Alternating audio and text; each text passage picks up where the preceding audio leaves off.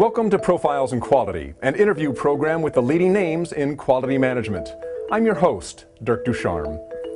Last week we began the first of several interviews with quality management guru H. James Harrington, CEO of the Harrington Institute. At nearly 80 years old, Harrington still spends about 9 months out of the year traveling the world to share his expertise on quality management. This gives Harrington a view on quality in other countries that might surprise you, for better or worse. Last week, he spoke on quality in Dubai, in the United Arab Emirates. This week, Harrington gives us some insight into quality in China, and what he says might surprise you.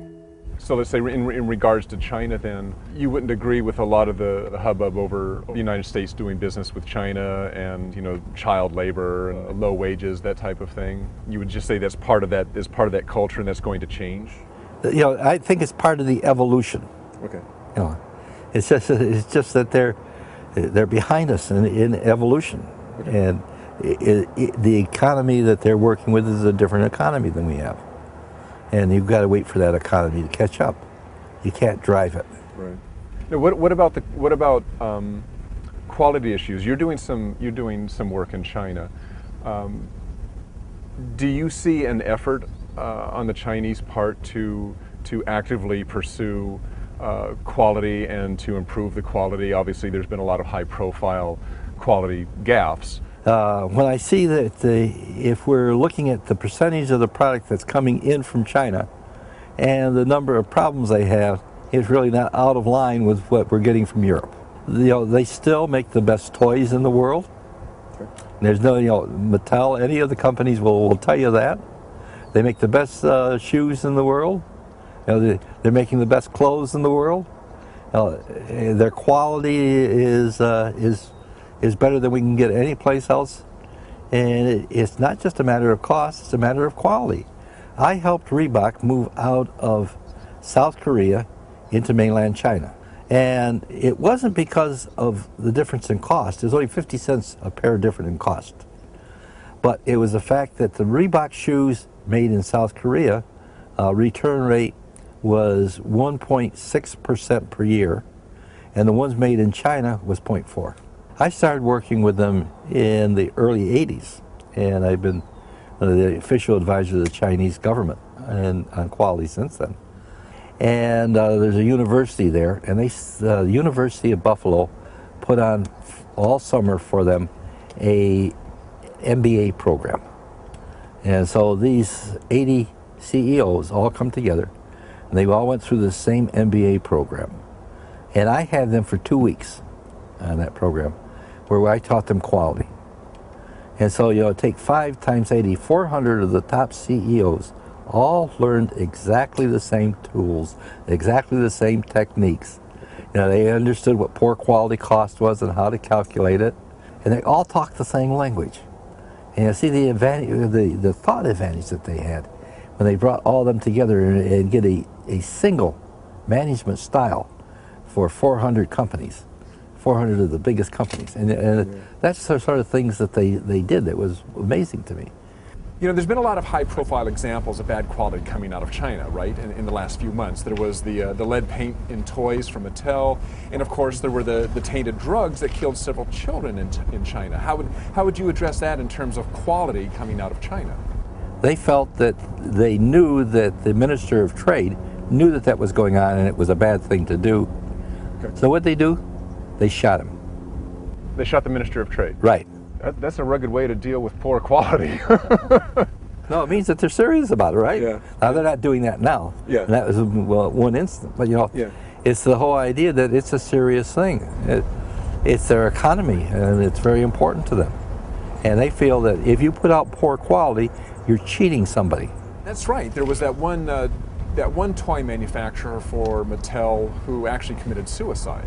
They're very serious about it. There isn't their economy is based upon that they can produce product that is very high quality. And if you look at what happened, it was an interesting thing.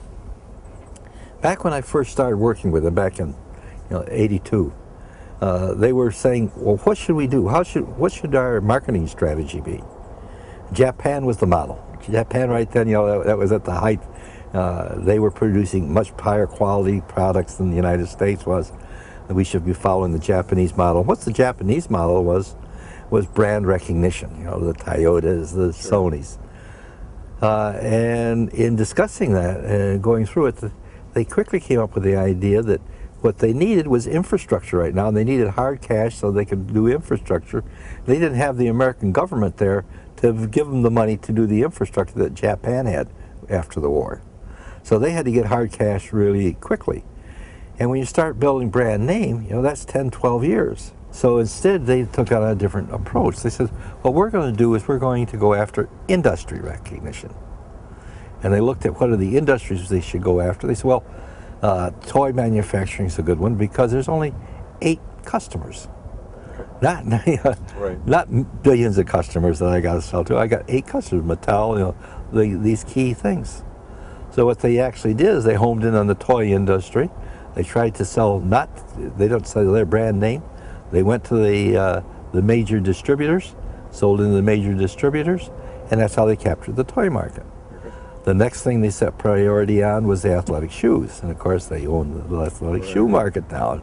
The Reeboks, the Nikes, everything is built there. Yeah. But now it's interesting because about 2 years ago, they looked at it and they said, okay, now we've got enough money. We got the infrastructure money. Now what we need to do is to change our thought pattern. And now what they're doing is they're going after brand recognition. And they've selected a whole series of brands, and they've assigned them to different parts of the country. And now they're going after brand recognition.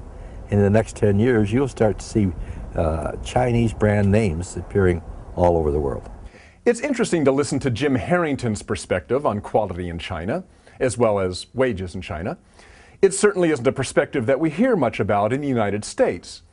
But whether you agree or disagree with Harrington, let us know. You can contact us at videos@qualitydigest.com or start a discussion on this video by clicking the Add Comment link beneath your video player. Next week, Harrington talks about quality and family life. More specifically, is the quality of your family life a predictor of how you treat quality in your business life? That's next week on Profiles in Quality.